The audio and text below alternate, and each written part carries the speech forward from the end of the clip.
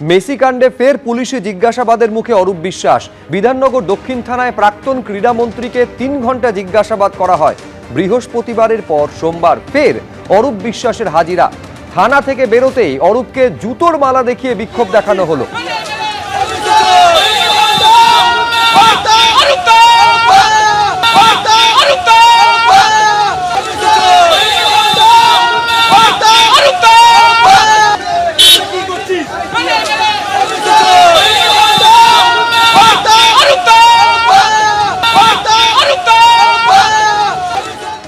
আবার কি ডাকা হয়েছে? হ্যাঁ, না আজকে ডেট দেয়নি, আবার জানাবে। ডেট দিলে আবার আসবো। যতবার ডাকবে, মহামান্য হাইকোর্টের নির্দেশ, যতবার ডাকবে ততবার আসবো, তদন্তের সহযোগিতা করব। আর যেহেতু এটা বিচারাধীন বিষয়, তোমাদের হাজার প্রশ্ন আছে, আমি কোনোটাই উত্তর দেবো না। যা দেবার সেটা আমরা কোর্টেই বলবো। প্রথম 3 বার তো আসেননি। 3 বার নয়, 2 বার। সেদিন ওই কি ঘটনা ঘটেছিল, এত লোক মাঠে ঢুকলো কি করে? আমি এই বিষয়ে বললাম, যা বলার কোর্টেই বলবো।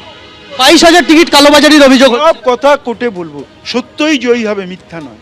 আচ্ছা, আপনি কোন তৃণমূলে? কালীঘাট তৃণমূল নাকি অন্য তৃণমূল? ঋতব্রত তৃণমূল কংগ্রেসেই আছি, তৃণমূলই আছে, আমি মমতাদির সঙ্গেই আছি।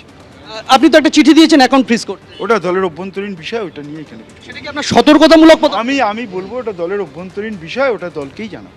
আপনি কি তাহলে ভালো তৃণমূল না কালীঘাট? আমি কোনো ভালো খারাপ জানি না, আমি তৃণমূল।